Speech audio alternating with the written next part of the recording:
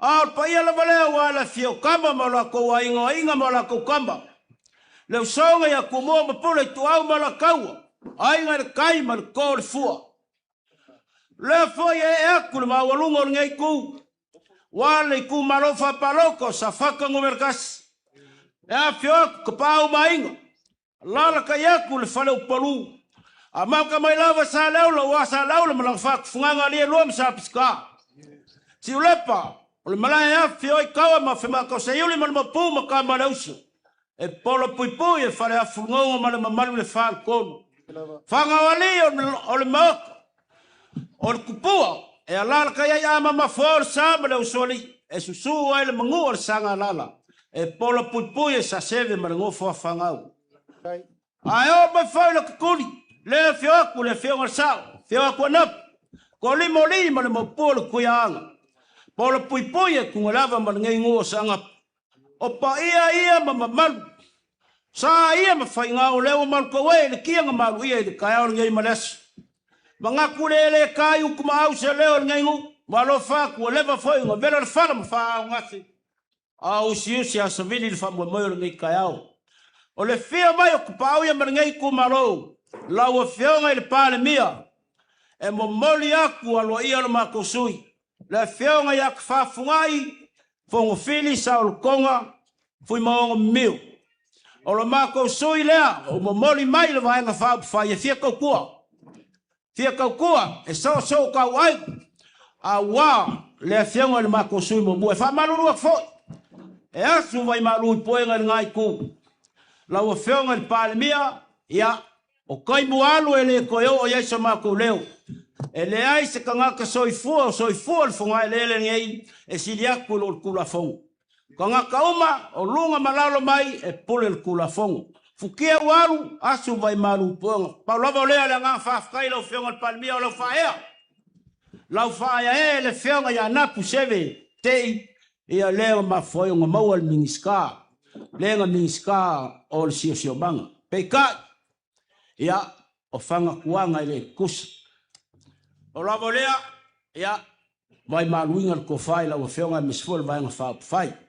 a leo mai o ngai kumalo leo uma ngo mako ka mo moli mai lo mako sui o le ama kanga fo leo ngai ko sanga mo waku ngafkia ya so walu leo ka ko koi ka ngu ko sang fo ngai o lo mako sui le so ka wau a wale fionga le minska o si mbanga mapunga o faranga kula saya i nga vai kau uiolea ya malua de fale ko family fa ko kanga pa i ngai ku ka ku ainga fa ko le ko sa mo kas ya ayola ka mo fayak ba ve ma ko ala ka mo fayaku le fionga sui fa le ya mesfa pa i ka pa ma inga ia wale fio mai o la fionga palmia ya Mako fa malulu ingisi kulanga ele kaulau o fa moe ao fo nga kaulau o fa moe o le lainga le ka ko ke alwai leo ma vai ku ngai pe kai nga singa me fa malo ofi e wa fa moe ngai ke ku se le lo feo le palmia kasi le afe kala kai ku leo kai le manga ku le fionga le palmia malo ya au lua fionga sui palmia la o fionga mupola mol moriaku e ke ku singa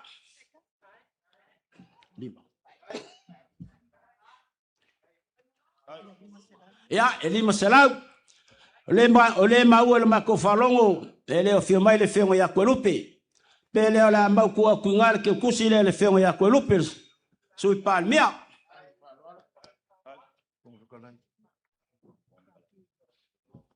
ya ole akamo faya ku sembe alofa ala mako sui fa oli awal ka ko vaenga fa fai ya e ko lua felme ngala mau ku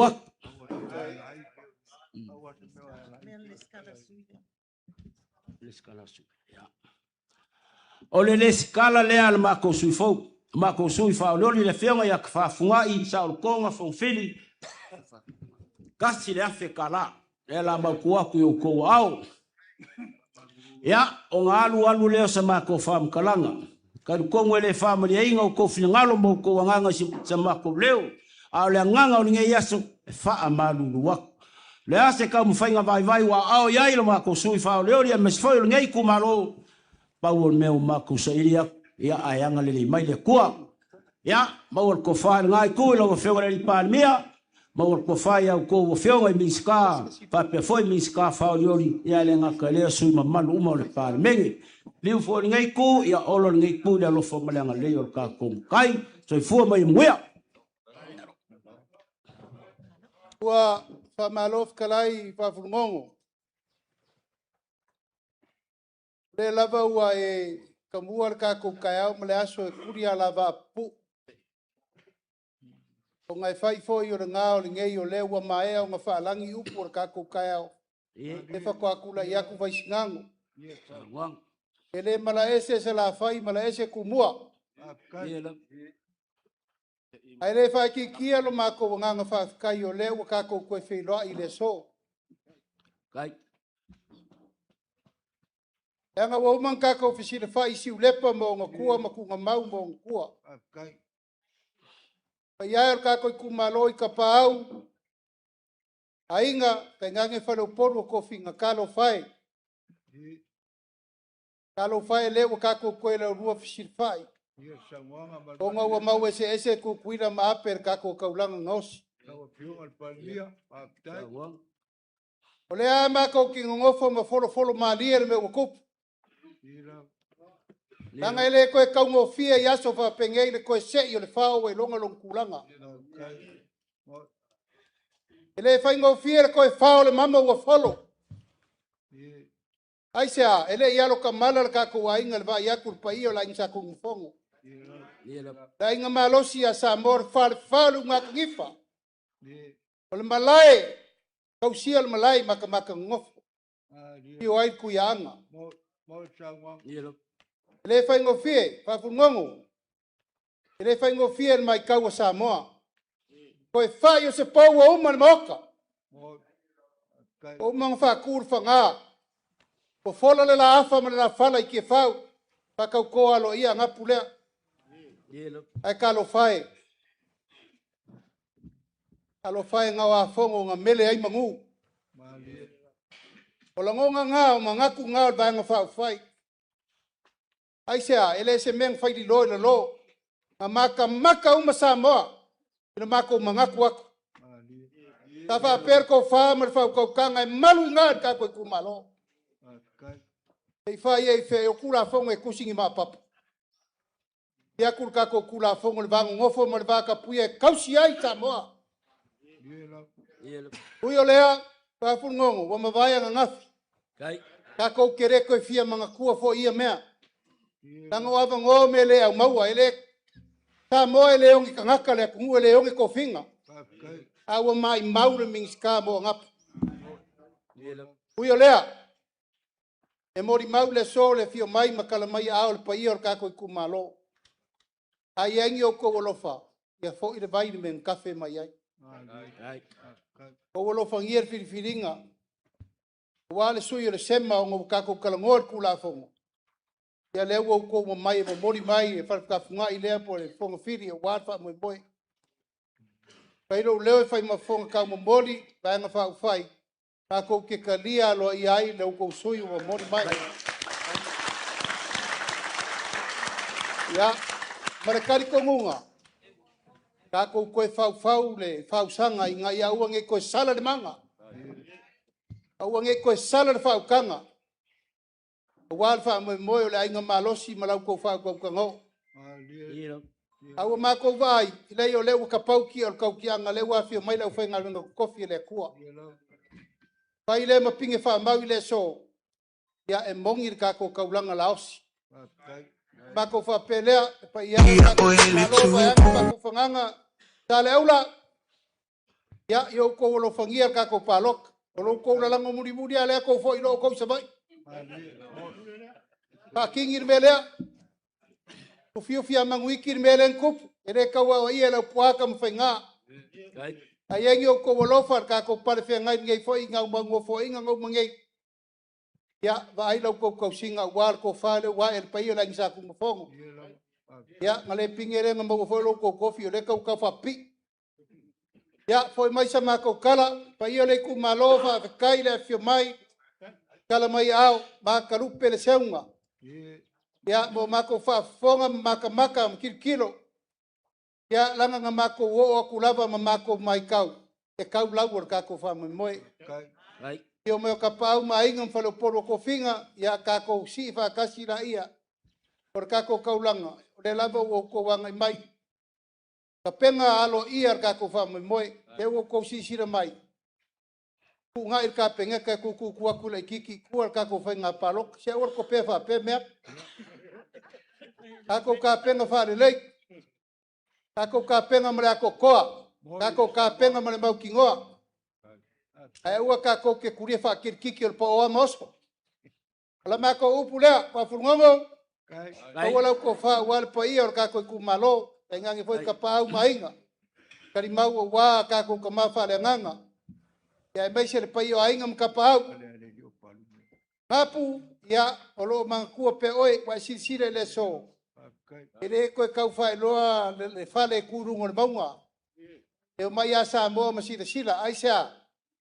Ma nga kongi o ka ko makua wasa mo. Ya mo lo kere sa ngi mele la ave fa fo ki puring se fa fo se ka luema. Ta leula ya fa uma ka ko. Ua whamalo le pa ua ka ngoai la o fionga ka mao le kungu. O ke loa le ngai ku la ku inga le ava. Pai mafonga wa fo inga pu ma le polima. Pai ngangele pa ia ese le ainga sa ku mafonga. Whalwhale urunga kangifa. Poko au le kou whale koulu e pola pui ai ka pa au ia. O luma kui i le samilea. O lo i ai le malae ka ua uku ava. Pai mai o le malae nga ese ai fo i whainga. Nga whaiva ese ai le kamolo pepe. Nga mangaku o le maua sanga mangu peka yange wa ese. Wa maua langa ia. Ia le mangaku le ngai kula afiafi. E le fa lua inga le finga ngalo. Wa lafo ako le kama o le kako. O le kama fo. O le kako wa inga o le fa kua i le kua sa mo kasi. Fusi ia mangua. A veo se le songa. Le ngaka mod ngeia ngā kupulanga. Au kupulanga o le a whaimai. Ma e lua. Pa ngalo ia whaimo i la kou ia misa. Ai alo maia. La kauma whaiaku lo kako wa inga. E malo ngei. Ia wā la o kou wha alo. Ka whafungai o le maua le ala i le kasi fo i se sui o le kako ngu. Ngā pu marko a lima. Wha lei la ka kuli le ko wha mari wha ukanga. Wha lei la ka kuli. A maua si i mamana. Si i mamana. O le mako wha ukuanga ngā wha pelea. O la o kou wha kamali i lea. E afe ka la. Ai. O saungia le fiongai. Pa le mia le kofa. E afe ka la. E lava nga pikia e mamawala e lua afe la o kou pasese. Whaafikai ma malu lava ku maanga sa moa. O ngolo ai ai uli. Ka masa o le kua. Lima se lau ka la. Whaafiangai. Ai. Ngapu, o sili aku leo o saungoanga ale pale mia ngai kai au i lo se isi lava i kula aisia e lo fa mongi la wa fionga lima se lau ka la lea kuinga leava se a koia ke oel fa le kodu fa malole fa lele vaenga kai kasi wa e pai wa mangingo wa akoa fa malo e malu ia ngapu marko lima e malu ai ia le ngā foi ku ia sa kung mafongo ia kai ngangele le fale unga kangifa e lima se lau ka la lau lau pele se mako kala ia lo fangia ele kua angapu marko lima fa pe foi fale kolum kuinga le ava le makua ia kai ngangele malu ar ka ko kumalo sa faka ka ko inga foi sa le aula makapa au ia sao mai ka ko au e lem fainga sao pe akon al mako fau kuhanga nga avea nga fain fale au ngei o ngei e mangu ia ile ku malo kaya mangu ke le inga lau launga Kai. lau launga ia wa fo ile pola puipuinga o ka pa au ia soifua mai manguia. Lo. Salo leu kumalir ngalo e pe fkalinga ke se ori seu. Wal vanga ngafkalai por sa nganga la ofenga miska. Le foi o long fa fonga, long fa kuila mo kangei mar ngei ku. Wal ka ngo fa lele la ofenga le li palmia. La ofenga le li palmia mo ria kulenga fa kai. Fa kai kele le fa fonga ngei ku malo. Ese lo wanga le ese lo walofa. Mongi lo walofa li ku malo ngei. Malau fa lo alo ko pule mai le feonga ya ngap sevike peka. Waleo nga kasif kia malumeli. Fai kau se foi kuila mapi. Mele koi fa bak boy vai malu poenga ila feonga. Ai lafo mai lo ko fangonga. O ngei lava la wala ku kau pule la woli e o kasir kanga kasau. Ia ola mako fam kalanga lea. Malenga fa lolo maulunga le ala se ding paia le o papa o mako kumai. Le kasi le lua lau kou whalol, ia lau kou whalolo. Wao, moria kule ngang whafkai. Ngai ke lo so, mo kuinga mala ia, ka ko lave whai mea whakasi sa ngapu pia o lua whio aku, makaraku au le so, maual ko whai lau whio le li palmia. Maual ko whai au ko whio le li minska, masui minska. Maual ko whai suma malu umal palmenge, marka ko vai nga whai.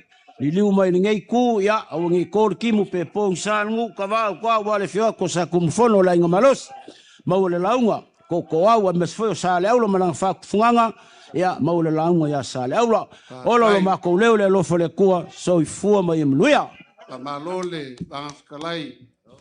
Kalo aku fa mo ku ingaleva ya ia momoli mai ka fa fungai ia ma fai mais ka ko siva soa o le soa lo fa le la fai le ko mabulu. Ya, fa ai momoli mai lo mo fo le we. O le fai fonga leo la bang kalai.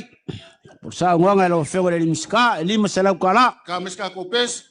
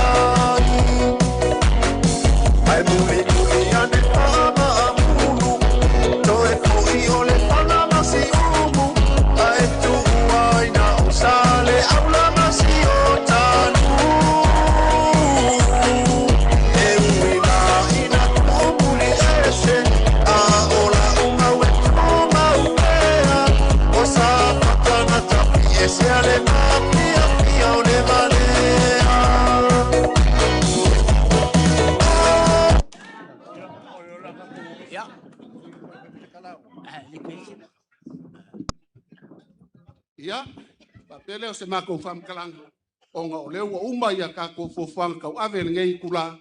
Ya, o lela pu ese aka le fionga le pa le mia marka ko sui. Ya, o ka ko mawai foi le ngei kula famu ia kele le kua le kumalo pe a ko anga ia. Pa ia mangkua kasi ka ko paloka awar kolun sui mai sangap. Pa kai. Ya, la ka ko o ia fa pepe o ngai bang kalai. Fusisina, ona ole fiama. Ia lo pe anotasa, awale paano momotina. Ia paano awale atua imea uma.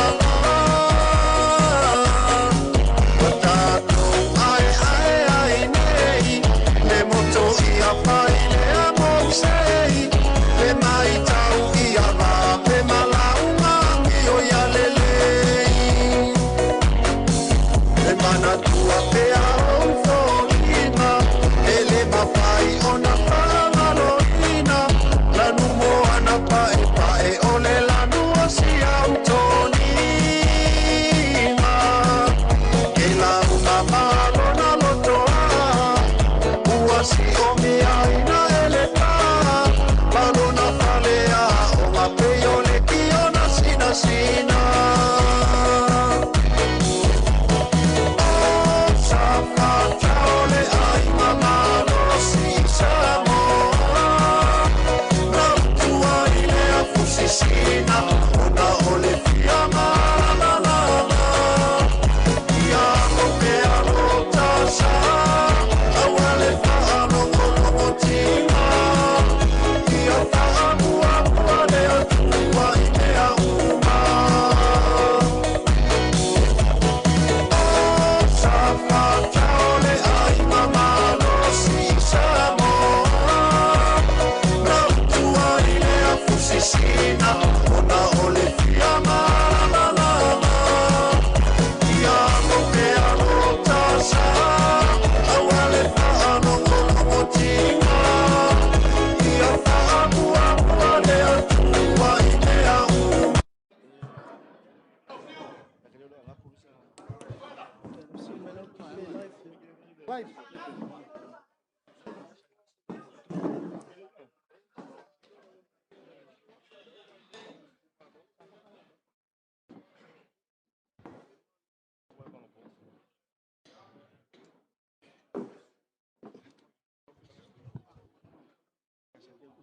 Paa, Whamanore o sa. kasi foi sui mai sa whaka. Leu mako mai kawaku le foi. Te maia ma. Kala mai au, pa ia ma wononga.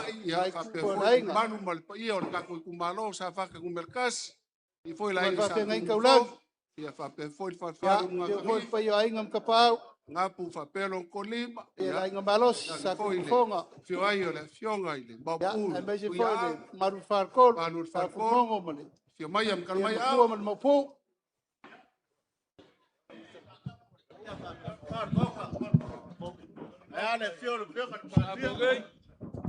Oi, la wafionga le kamau le kungu.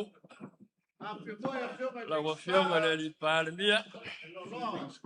Auri le maliko. Mai ole inga ka pika wa fionga miska lang. Mai silva inga fa le fa ku le kua. Ko kas. Balol so fo mo wia. Alo se foi la de lei. Balol lange ma.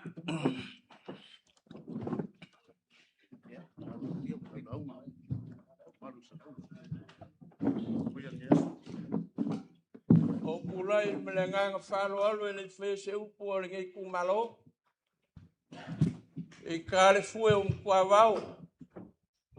E momoria quai no maco nganga falo alo le mai o lo fionga o malo e com malo.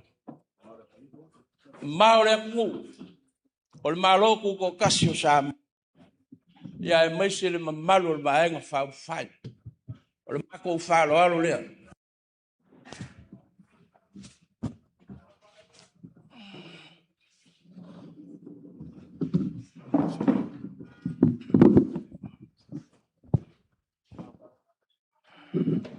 Ayo kele kakalainga le kafi ko lua nga ifo ya ile ato le ainga tata uma. Ya, krenga mausa leula. Ayo mo ia nga mako fa poi li afala au ku wang. Mamako se malulu pe o le foa. Mako fa ku lo le kaya. Ku lo le kaya mo le asu. Le aso le akua. Mako fakulo waku Samoa. I lau whafonga kapo ai mai. Oio le au mamalo le whasaunga wau ma le akfolasa. E afua mai le uluai whanga o le uluai whaleula. Se ia pa ia le mai o solaia. Nga mawa ai ka puikea makoi. Kulol pa ia I kama mai. Ai nga malako kama. Ai nga kupu. Ai nga we. Ai nga papa mai nga ka faifa. Kulonga we kumua. Ai ale o songa pule ongo I sala fai. Ai ale kai male va fonki. Long. Au fayak foi. Kulo le maoka o samongi. Ole malai lova lea I filongia. Ma papa oi le ainga sakwa. Ainga samale kwa. Ai manu le puinga le launga le falcon. Foi ngau kakulo. Kua le pea ma vai kanguku. Sua unge. Kama le fale. Sua se yuli le alo le male koa. Ai kau singa ko fa. Yo ka pau. Wa unge mang le long. Ai kau singa uluman. Opo yake oi fale. Le leo mai le vai ka mai kai ma kafe malu mai. Lengei kuo le malu. Leo waya ko le whakawa ia whafungai ai ali a siaka ngapu solofa. O le whamo e moe o le nge yaso wale kumalo. Leo whakwa umbo nga whakaoko le kumalo. E iei lo mako ukat kogunga. Mai ai le whangaori. Fio ia ma mafoa. Sura mangua le sangalala. Ai alo kumfongo. Pui le launga sa sebe malba malu le farkolo. Ai akua silepa. Frio ai kawa mafi maka. Su sa yuli makangalo sa kamaleuso. Su le makua kumfongo. E malu le pui nga le fale fulgogo malba malu le farkolo. Ai akua silepa laka kuli. Su ai ngapu malko lima. Su ai le mapu le kuiaga. Malu le puinga le launga kuinga le ava mariva malu le farkolo. Ai ale malai vai kuku. Ole malai kasi a Samoa. Ole malai ole vai nga kuku I foi le kuia au makua le launga. Suai le lu. Mau pu sa pesca. Sa le aula malong farku foko malang farku nganga. Maiang puli. Ia kan kongunga. Leo fa sanga I singa ula. Pa ia malu kaya male aso. Wa kako mori mawai le alofa male anga le leio le kua. Lawa fionga el kamao le aku. Ole malo kuko kasio Samoa. Mangakui. Fa umi sa mako kala. Ele koe maua vangoa fapige. E ia kan kongunga. Eu isco faila wa fionga ka mare aku. Le mamalo le vaenga fai. Ole soka ko ke feilo ai. Au sang manga onga masanga onga le ngai kumalo kalo fai. Anga leo nga kasi male finga ngalo le ku fa moenga le ka u. Nga se foi fai kau. Peanga le sia ngoa le lofa maleanga le leio le kua. Ia il kalpongunga. Avela ia le miinga male mua I le kua. Avela le leio fa maloi le lofa o le kua. Wa le lofa fai pea. O le ngalo e faso piaka. Koa ia au peau. Pea ma vai makangi vale o leo. Ia isu mako kalpongunga ia kauie nga sa o le va. Kaya le akungu kaya ngai sawa male kaya ngai samanga le asu ngai kumua kaya le pongsa kaya makanga makaya pua nga kalo fai kwa moe mai akia ele ngalu me nga kupuai o maua sa ka fa mangaku ele isi vaenga le kaya pongsa Lawa fionga le kamao le aku malu le vae ka fai. Fa kua le kua Samoa wakati. Wow Samoa. Le leo koe pong sa Samoa. Le ala lea. Mamai ai le aku ionga kaiao le kane sia. Kaiao le kua. Kaiao ngai makangi ufea ngai maleaka. Malayo mga fuanga. Fele mai ai ngelu markala le lei. Samoa mo le akua mo le Samoa le ala leo le fa malo lo mai ngai kumalo se mori mai lo mako sui whaore ori. Le a fionga ia whafunga ai a lii a siaka ngapu solofa. Wo aku le a ngelu ma le kala le lei sa whakakas. Ko whara ua fionga i le li pāle mia, ma le mamalo le maanga whai o le so ka kou ke whilo ai ai.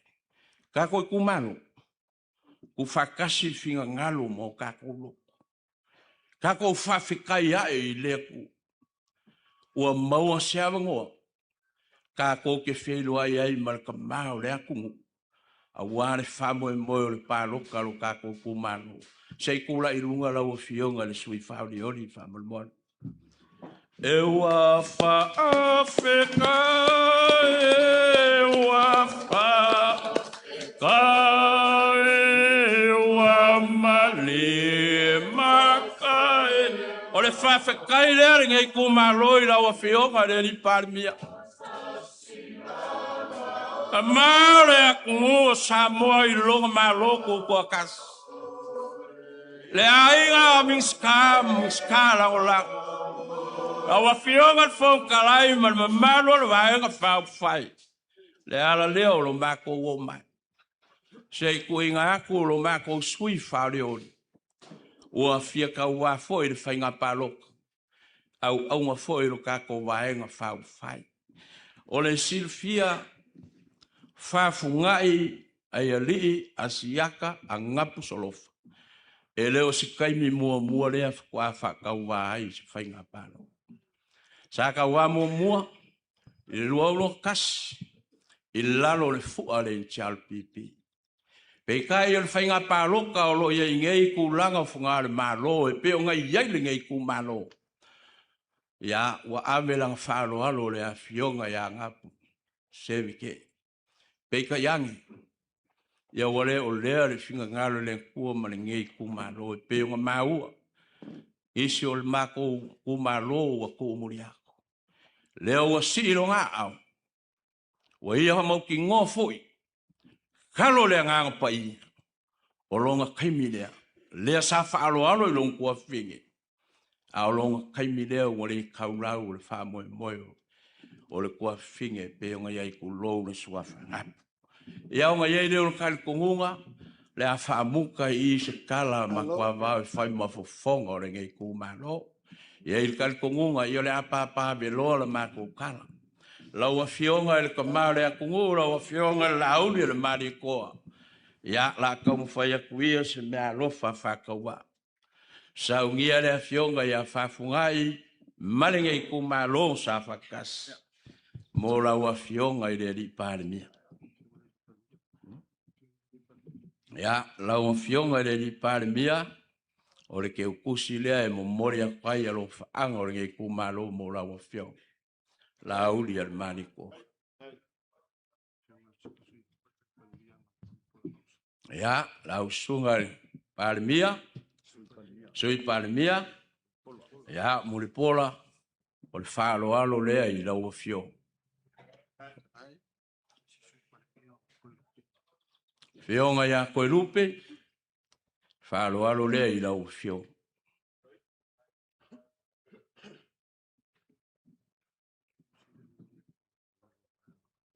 Ia, lau fionga le whakarai, mai se le mamalu le vāenga whapawhai. Mako a kuia se au wala pupu, o le mea lofa lea uare kako vāenga whapawhai. A whinga ngalo lea kua se kaimea luma e kōle puli. Whamanguia lea fionga ia whafunga ia tiaka a ngapu ai ni. Ia on kako where leilo leilunga le masi. Ia, whapere on se kala ngei kumano. Anga le leile a ku. Lawa fionga i le li pale mia la uri al mari e koa. Ko mai mangu mai ni lang. Anga le leile a kua ma sang whamanguia i lawa fionga.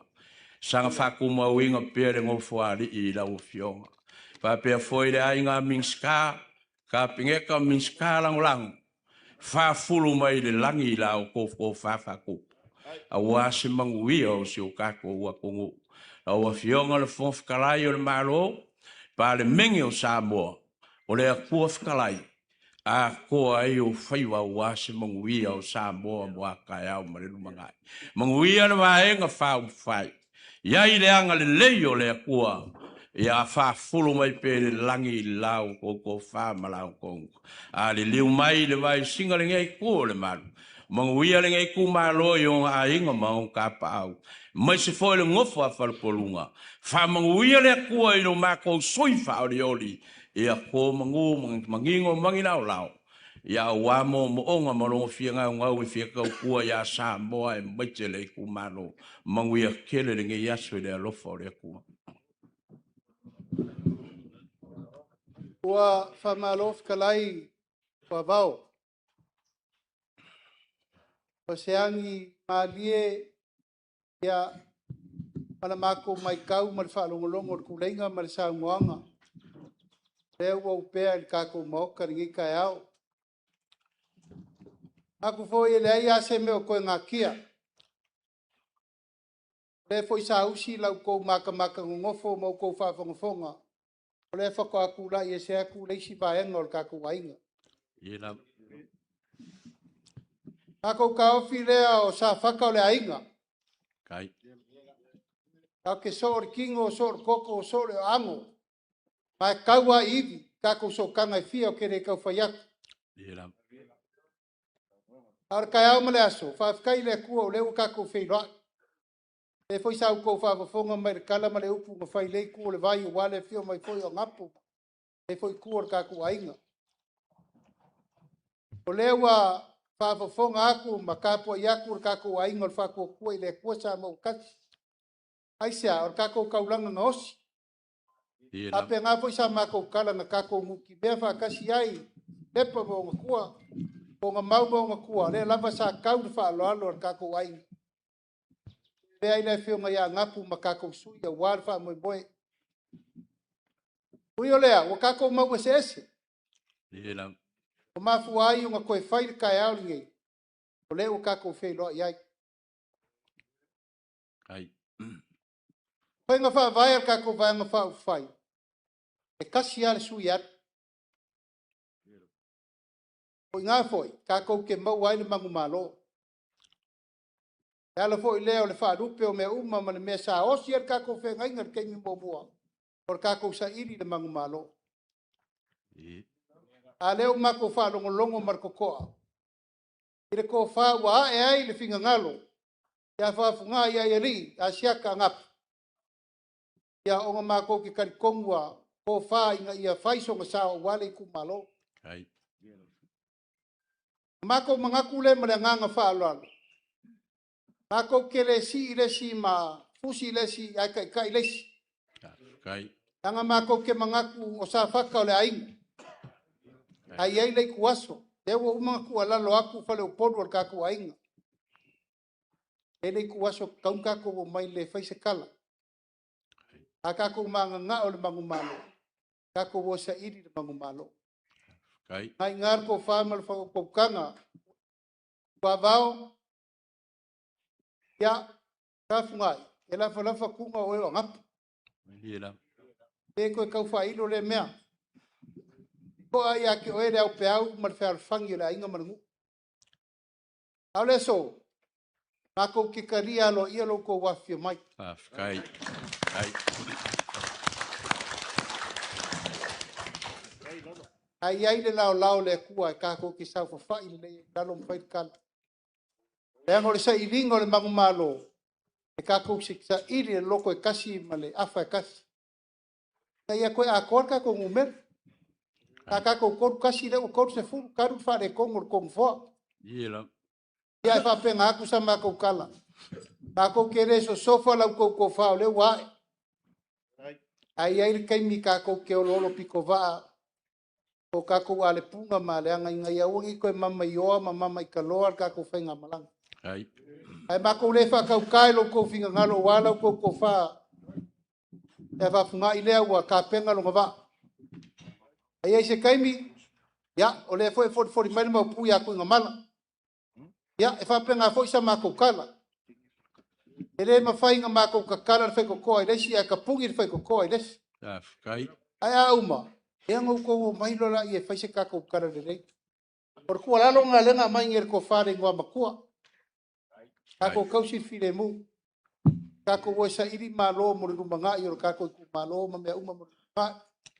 Au ku lango le aso mo le fa mo mo. Ko di aku le mako nganga fa ke kele. Ele o kupe pala malo ka ko fisi pa inga. Ai. Ele o lea. Ai mako ke mangaku ke rea ku langa sa ko ma kongi. A fai lo ko sao me ngau mangai. Ele ko la i vasa lo ko fa lo le fai. Ta ko ke mangaku ko fo. E o inga leo nga kusa lo ko finga ngalo ma le fo ku kula yak. Ai ka ko ka kalo yen kai mi le kua. E se ar kai mi nga kai mi le kua. Ai aru lu lava po fefa ai. Yang ka ko ka kalo lo le. E ka ko mo le mangu malo. Ya foi mai sa ma ko kala. O fangia le kua fa mo le fio mai wa. Pai lava fa si ka ka ko ka ma fa le nganga.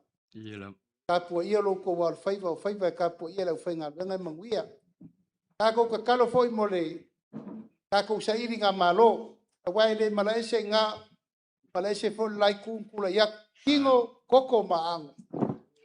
Ya ela ka ko fa mo ia le ri mai se kasi mo ka ko. Yo sio leo le va ko mananga fa lo. Ya lo mea mala lo ia. Ya fa kai o lewa fa ngolongo aku bang fa fai. Ya maka pengar sao.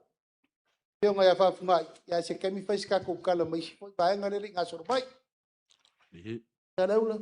Ua whamalole kala foi ole ngoi lau fionga maura ku lau fionga palmia. Ia le ka ko pangu foi umua. Ya maier ko fa ko kwanga ya salafai sei fa mai ala maku kaya ya awa ka ngu mai foi ia. Ngisi mai ku muange maku ke po ala fala makalo inga ia. Sa mauli lau ku launga maku fa ko makawaku lea.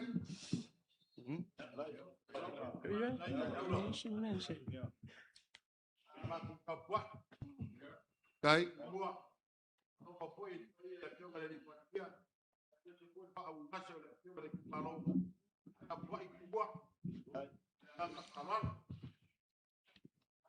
ua whamalol whekalai makua vau. Ese foi ia kulanga o ngi yaso ua e vangang whekalai e whai mafonga kau molmoli a walaing sa kung fongo whalwhare lunga kangifa e ka ngai foi ngapu marpolina. Ka au ia whape foi whalupol le foi ua use e aku ingei. Ora ka pou e kasi ala ka pou li whale o Samoa. Ia e ui o lea. Ia le ia la whaiva ese lo pepe le ngi foi kula ongo kulanga o mea e ala ingo ka kou lau fisila whai. Ua mai kau mariko ale ngai kai o ngalua. Ua le kala lau ka fifi ma le lau ka makama kau fo i male wakongi ke masangia. Ai lewa e whaingo fie vahenga umba. E uia nga umbi lau lau. Ia au le lau ngor vale alofa. O ke lo lefu ka akaku lau lua fisila whai. Whapeleo se mako whaamkalanga. E le ngalo mako ko ai kaungu ila kuli. E le ngalo. O ngā kako kele i wheloa ia i malau whiklainga. Mako wheloa i makua vau Samuel. Ia whapea fo ia koi makua ia le vau polo. Ngā kou. Ai whiwhia kele lo loko i wa iakua kako wheloa. Papeleo se mako whaamkalanga. E manga kua le aso anga ngafi. Lango le aso anga ngafi nga maua i le so. O le so e whau wai ma manguia le lele o le kako sa. Inga ia kau le mea uolo uwhi ngalo le kua kako ke o iaka iao. Lea ua fola aku le finga ngalo o le kama o le akungu. O ia fo inga makainga le a inga o whaku koe le kua sa mou kasi.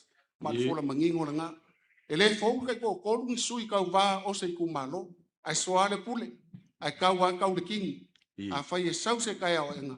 Kai a malama le ngā. Fola ai pa a kulanga le iai e kaku whaamkalanga. Pa pele o le mako whaamkalanga. La kau mawhai aku la fionga le palimia. Ia ua fo i kou a fio mai. O la o kou whaakamali i le afe ka la. Kai, aku. Ia, o la o kou ko whalea e afe ka la. Kai. O kou pasese e lua afe ka la. So se whaiva lava e kapo ia e manguia. Whaakai le sunga, whaafegai kaulangi, e lima se lau ka la. Kai. Ia, lau launga wa vau Kalainga mawao. o le kako i kumalo sa whakangu me la kasi. E a maka mai la whanga o li i sei pa ia lo malayo vai kuku. Whawhikai o ngaki kausia ia whawhunga. Ia mai se na ngai ku o kako wainga. Lima se lau kala lo lafo. Whakai leo se bako wham kalanga. Alo whangia le kua se iau le aso kako ke koe soa ile pule. Kako koe lau lua fisila wha. A bea le ngā o lea lava ngai vae. Wanga koe kolo mai a ngafi whapea e umai. Ka pungi a i fo i le koe maua se le sikala e whai o sus kangaka kauwa. Ai whawhikai le ngau le fionga i le pāle mia whapea fo i le fōwhikalai. Ia o lea umafuai o ngā maua lea sosoangi kako koe kukuru loa. Salo pe koe lua polu vai aso kako ka penganga. Kai leo se mako leo. Ia ka mais kako pese se i mori mai whawhunga i ngamu. Solofa ia wale kaka Miale kasi o nga whaide o lo kikalo. O leo malele paul kangoa le fionga le i palmia. La uli el mali e kol kamao le kungo Samoa kuko kas. E ale mamalu le vaenga whai. O iei leo le ngonga. Kala leo malie le kala le alo le kuiaku. Wala ngonga foi fungai lea. Malengei ku malo. Le ala e sa idi ai malo. La fo mai ala io le fa ko kwa. Se i seu sao fa fungai malengei ku le ku malo. So le puli. Mako wo mal mako woso le leile ato. Leo sa ngo le fionga la uli le mali ko. Sky sky. O e feiro ai. So le puli fa iskala. Sa ili malo wal kako vang fai o le fai fonga leo lau kalai ya wa uma mako upu ya la fal kako so e pe o e kalai ai lau kaleng sa leo pese mangai sa ai